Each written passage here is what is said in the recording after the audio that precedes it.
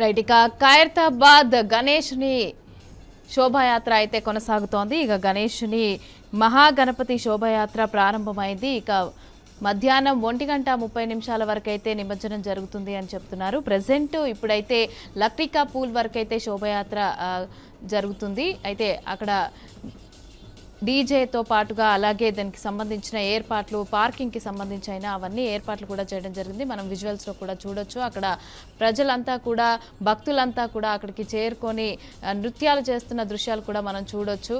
అందరూ అక్కడికి గణేశుణ్ణి సాగనంపడానికి, లయం చేయటానికి అందరూ అక్కడికి చేరుకొని ఆనందోత్సాహాలతో అక్కడ డ్యాన్స్లు వేస్తున్న విజువల్స్ని కూడా మనం చూడొచ్చు. ఇక అదేవిధంగా బాలాపూర్కి సంబంధించి బాలాపూర్ ఊరేగింపు అయితే కొనసాగుతోంది. అయితే మరి కాసేపట్లో కూడా బాలాపూర్కి సంబంధించిన లడ్డూ వేలం పాట కూడా ప్రారంభమయ్యేట్టుగా తెలుస్తోంది. అక్కడ 350 మంది వరకు కూడా సెక్యూరిటీ సిబ్బంది, అలాగే అంటే పోలీస్ సిబ్బంది కూడా, శాఖ అంతా కూడా సెక్యూరిటీ పర్పస్లో అక్కడ బందోబస్తును అయితే ఏర్పాటు చేశారు. అలాగే గంగమ్మ ఒడికి చేరేందుకు సిద్ధమైన గణనాథులని అందరూ కూడా ప్రజలు అక్కడికి చేరుకొని దర్శించుకుంటున్నారు. అలాగే బాలాపూర్ లడ్డూ వేలంకి సంబంధించి అయితే దాదాపు చాలామంది అక్కడికి చేరుకొని డిపాజిట్లు చేసి, అలాగే బాలాపూర్ లడ్డుకు సంబంధించి ఈసారి ఒక కొత్త నిబంధన కూడా తీసుకురావడం జరిగింది.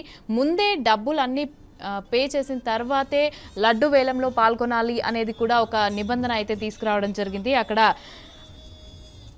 పోటీదారులంతా కూడా ముందే డబ్బులు అన్నీ కూడా అక్కడ పెట్టిన తర్వాతే ఆ రూల్ అనేది కొత్తగా తీసుకొచ్చారు. లాస్ట్ ఇయర్ అయితే బాలాపూర్ గణపతికి సంబంధించి అయితే 27 లక్షల వరకు అయితే లడ్డు వేలం జరిగింది. మరి ఇప్పుడు 30 లక్షలు దాటి వెళ్ళే 40 లక్షల వరకు వెళ్ళే అవకాశం ఉంది అనేసి అని చెప్పి అక్కడ ఉన్న వాళ్ళు కూడా చెప్పడం జరుగుతోంది.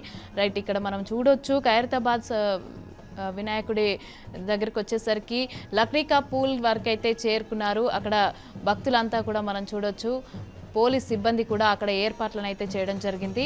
మనమంతా చూడొచ్చు. భక్తులంతా కూడా అక్కడికి చేరుకొని దృశ్యాలు అవన్నీ కూడా మనం స్క్రీన్ పైన ఎక్స్క్లూజివ్గా చూడొచ్చు.